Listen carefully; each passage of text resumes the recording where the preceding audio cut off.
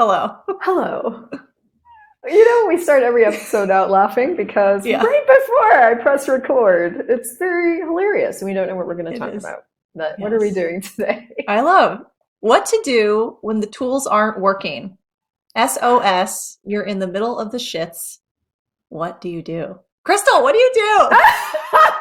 First of all, just die. It's Yeah. fine. Just die. Right? We've all been there. I can't do this anymore. I can't do this. I can't do this. First of all, I do want to actually address that first because I think Mm, one of the first places we go with anything we want to change, whether it's a mood or an energy or another person or whatever, we go into this contraction in stress and pressure that we have to change, that this has to change, that mm. I have to be different and there has to be a way for this to be different. So one of the first things I learned 10 years later is relax. And literally, like, if Mm. you need to just get out of the situation and go die, it's fine. And I don't really mean that You literally. know I what you mean, mean. Yes. but how you just inside, you just don't have anything left. So Yeah. let's start there. Let's start from the most extreme, where you're just I just can't. It's Yeah. okay. You don't Yeah. have to. You don't have to do this. You don't have to do this person. You don't have to do this situation. You don't have to do this relationship. You don't have to do this event. You can just get out and choose again tomorrow. So let's start there. I love that because it's kind of like the very first step is just pure allowance for what's Allowance. happening. Because if you're here listening to us, likely you're addicted to this work and you love the consciousness and the healing and all that business that we almost get addicted to. Well, consciousness is right. And What's the when I tool that I can use to have the change this? right, perfect response and I'm the perfect, whatever, but it's like, no, we're No. messy and we don't show Yeah. up perfectly. And we have No. lots of triggers and traumas and yeah. And honestly, the most powerful tool in the world is allowance. And allowance Yeah. is where everything's just interesting. It's just interesting. It's just interesting that you want to change this. It's just interesting that that person is the way they are. It's just interesting that you are the way that you are. It's interesting that this isn't really working right now. It's just all interesting. So it's really literally the most powerful tool out of the gate is let yourself be, fuck's sakes.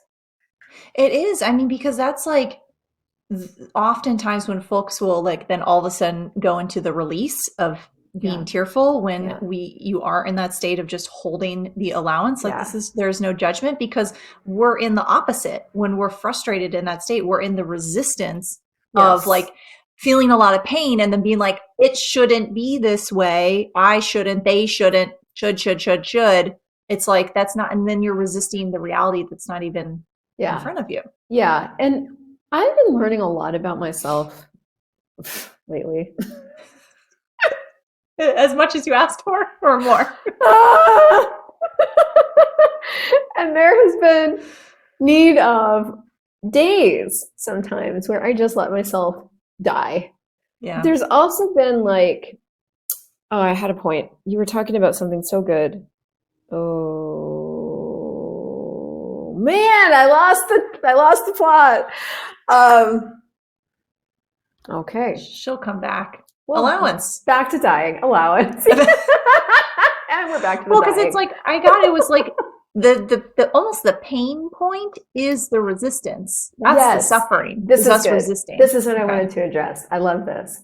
So when I'm in resistance and I need to change me, so this is what I've been learning about myself because there's been so many things that have been coming up for me that I have been really unhappy with myself about.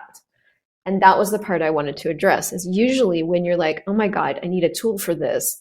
You are frustrated with yourself. You don't understand why you can't do this, why this can't work, why this is so bad.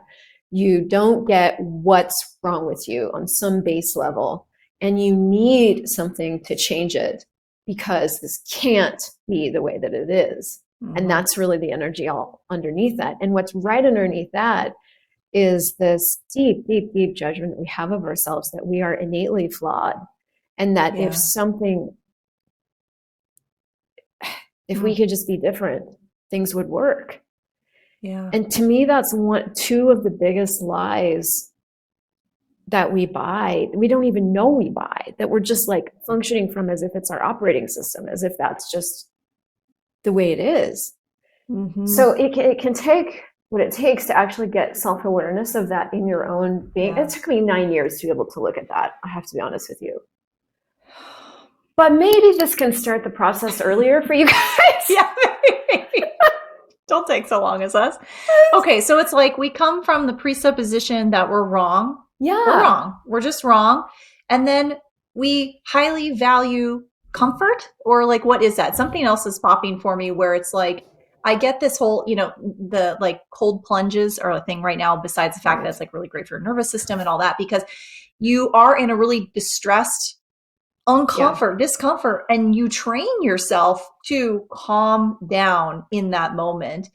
And I know as humans, we're always desiring to seek out comfort, pleasure, and just like, I want to be comfortable.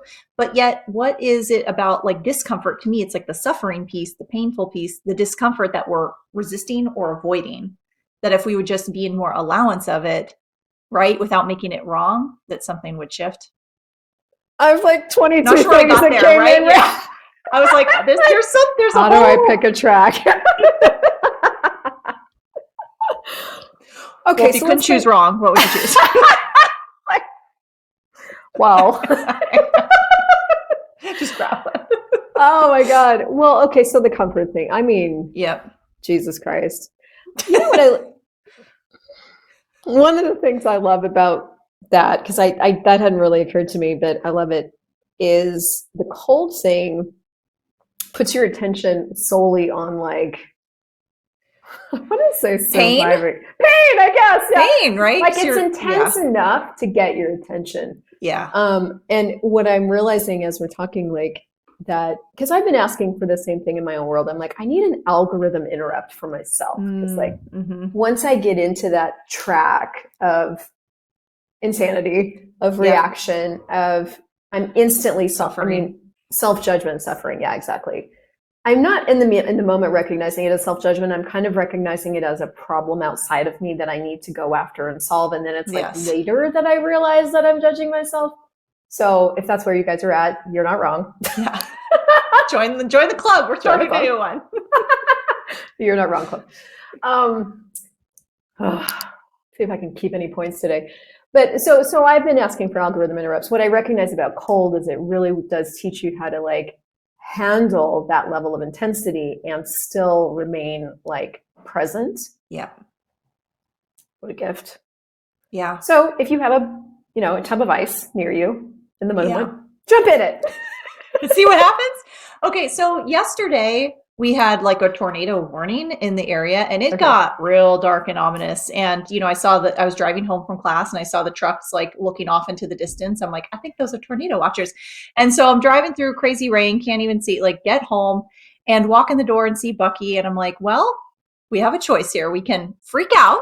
Yes. Or we can put on the Christmas lights and just stay calm. I mean, it's only for the next hour. Like, what else could we choose here? What do I need to be aware of? I get that if I was going to go into freak out mode with the big natural energy that was happening, I would have less access to my awareness. So it was kind of like in that moment, I'm feeling really uncomfortable. I'm anxious about all these possibilities, and I can choose to be present right now. So there was something about that where I really got like in that moment, it was a choice, because I was like, what am I going to do at this point? I can't like outdrive it. I don't, you know what I mean? Yeah, totally. And yesterday for me in the relationship, so I was starting to navigate things differently. I'm really working with myself on like, how do I navigate situations where I'm instantaneously reactive? Like, what are the ways that what are some different choices I have with me? And that's really those SOS moments where you're like, maybe the SOS moments come after the disaster. Yeah, right. But for me, I'm catching myself sooner into the feelings that emerge that I then choose from, instead of getting present with what I'm aware of. So something will occur. It'll feel like something. Yeah. And then I attribute these things to it, and it's so instantaneous, right? And then I act from that. So yesterday I was working with myself. So Andres was gone for 2 days. We've been working on something. He walked in the door and all this energy flooded my body. And I was like, I all of a sudden don't feel like I can be near him. I'm like, it was a weird moment. And so in my own world, I was like asking myself questions. So this is something you can do for yourself. What am I aware of here? How much am I aware of here? How much energy am I aware of here? How much judgment am I aware of here? How many projections and expectations am I aware of here? So I have to like break it down for myself. You know, it's like you can ask how aware am I and get sort of a general sense that you're super aware. Yeah, and overwhelmed. It's also really helpful for me to begin to sort of articulate what I'm aware of. Yeah. Right now. I don't always need to do that. Sometimes a general sense like, oh, this is just awareness is enough to like put me at ease. But in closer relationships, I seem to need more specificity because I think what I do with closer relationships is I make it more meaningful. I make it mean something about me. Yeah. Whereas if I'm like in the gym or I'm in the mall or whatever, it's not really necessarily about me. It's kind of like a general awareness. Yeah. So this is something I guess also probably to know about you is one, you're aware. And two, when you are close to somebody or close to the situation or it's more meaningful to you, you're going to tend to make it personal and feel like something's wrong. And that's a trap. Don't do it, it's a trap. Well, and what brought this all up is we know a lot of folks are getting together for the holidays or you're in these like closer proximity spaces with these people that likely trigger you. And or so you're listening to this after Christmas and you're just going to dinner with your mom, which is the same thing. Go take us on a walk with you and we're in your ear. Right. So it's like, okay, allowance. And then for you, another key one is the specificity, if I can say that right, like really extrapolating a little bit more gives you some especially with people I'm close to. And here's why, because I didn't realize, I've only just recently realized, like, I think we're kind of constantly getting how aware we are, right? So I'm getting that on a whole different level again. And one of the things I'm getting about it is if you mix judging yourself with super awareness that is unacknowledged, what you get out of that is taking things personally. If you are already judging yourself unacknowledged, you already know you're bad and wrong. Yeah. And you're super aware of the other person's world. And they've got shit going on because other people all have shit going on to different degrees. Yeah. And you don't acknowledge. So you don't acknowledge you're judging yourself and you don't acknowledge that you're aware. What that creates is taking things personally, reaction. So it's been really, as I'm starting to get a grip on this, like starting to get these pieces and actually live them, because that's the having it here and having it in your life. Yes, I. So I'm like attempting to live this. I'm like we're in Pilates and we're like rehabbing the knee. You know, it's like this is how it feels right now. So the two pieces are really important for me to really fully acknowledge right now. And they won't always, I don't think I'll always require that much support. But one, that I'm aware, you know, and two, that he's got stuff going on and I'm aware of that stuff. And it's not about me. It's about what is occurring, you know? So that's been really important. Make a note. So this is where the discomfort pops around back for me, because it's like when we are aware, it's like I'm aware of the other person's shit and then I feel uncomfortable and I'm like, this must change right now. You need to change or whatever, right? It's like in that moment versus I'm not saying like tolerate it, but just kind of like not make it wrong. Receive it. Just let it be there. Like let it be there. It's receiving. It's what we're really talking about. And we're not taught receiving at all, like at all. We're taught blocking things out, judging things, determining whether or not what that means so that we can decide something. So receiving is like a non-reality still. It's even for me, I'm like learning it. I'm self-teaching. I'm unschooling, self-teaching myself, receiving. Yeah. So it's just receiving all the energy and as information instead of as something meaningful. Now, I don't know about you, but I can be in situations where I'm not just receiving information, but somebody's like pushing energy at me in the form of like, you know, your Aunt Tabitha or your mom or your whatever is like pushing points of view at you. Then it's a little different, you know. Then it's like the unsolicited advice. Right. Yeah. I think we have other shows for that. I would just like keep this in your ear and like paw through the podcast and go looking for tools. Yeah. If someone's doing the like, you need to do this, you should do this, or like trying to tell you to control you to some degree, then you know, like interesting point of view, they have that point of view. They have that point of view. Interesting point of view. So you can use that in your head. That's another SOS tool. Interesting point of view, they have that point of view. Interesting point of view, I have that point of view. Yes, you know, that is interesting. I should look at that. Oh yeah, I forgot about that one. Everything's just interesting. So one of the clients in the Courage to Choose made a meme yesterday, and it was like the meme of where the house is on fire and all the people are around it, and there's like a little kid like smirking off to the side to the camera, and it's like, you know, it shows all the people looking at the house fire saying like, this is the collective, and the little girl is like, interesting point of view, you know, just like I've died. Interesting point of view. But I mean, because that's what it feels like at some point, that it's so, you know, as we've talked about before, the judgment is so valuable to other people.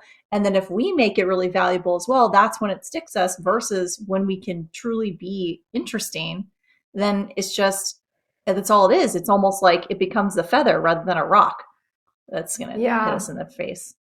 Yeah. Yeah. And, you know, there's all manner of kinds of people situations. Like, one of the things to, I guess, know is like, as you do choose more of just receiving energies and practicing interesting point of view, I think family and holiday times especially are just great fodder for practicing interesting point of view. I tend to use, like, we have a family event tonight. There's a birthday celebration. I just use them as practice grounds for interesting point of view. Training. Olympic training. It is Olympic training, yes. For me, it's a little easier because everything's in Spanish, so I have a little bit of a lot of an out, so I'm kind of grateful for that. But I will be honest, like, even though most everything is in another language right now, I still pick up on energies, right? Yeah. And Andres, who is with me, and we're practicing all this together, we're bashing around in this together, has gone through this phase where he stopped really engaging so much with those energies and those judgments, and then started to experience kind of the reverse, where people were like, I don't really know what to do with you, which I think then circles back around to what you were talking about in the morning or in the beginning, which is the comfort thing. Yeah. That can occur. Well, yeah. And so it's kind of like, is it an either or, where it's like, okay, like either I'm going to take on all the discomfort and the pain and suffering and chop my arms off and, or can I just be an allowance of people doing their discomfort and receive it, like you're saying, as information, but not need to solidify it and make it my pain that I need to take on. Yeah. And for those of you guys listening, the pathway to this many times, I mean, you can choose it. And if you've got that kind of strength, if you're going into Pilates and you're already a bodybuilder, then yes, you got it. If your knee is wobbling when you try to go do a squat like mine. Yeah. That's where I think interesting point of view. I have this point of view is such a gift, because you can say that in your head. You can like support yourself through the process of starting to develop this muscle. And, because so like I say that to say, be kind to you, like be gentle with you, because this is like, it's really different not to make things meaningful. Like, I don't think we actually get how different that is. No. And that's the key to having ease with everything. Like the key to ease is like, everything's just interesting. It doesn't mean anything about you. It doesn't mean anything about the other person. It doesn't mean anything about your identity or who you are in the family. Other people might be making it mean something, but in truth, it doesn't actually have any innate meaning in and of itself. So to have ease with everybody and everything, it's that practice of like, well, this is interesting. It's like watching the circus. It is. And it's like, after lots of practice, then you'll have windows of times where you truly are it. Like I'll see moments where I'm like, wow, I really am interesting. And usually that would trigger me. And I'm so free right now. Right? Yeah, I know that. And then right back to then the old judgment reality. You know what I mean? So it's just kind of like, it's a process. I mean, we're talking about these tools, but in a way, in the sense of like continuing to strive towards that direction with a lot of like back and forth and figuring it out along the way. It's not just like a light switch and it's all. And I wonder, I mean, I'm a striver. Constant striver. Forever striving. I was like, I wonder what would change if we actually allowed ourselves to like. I need to fix it.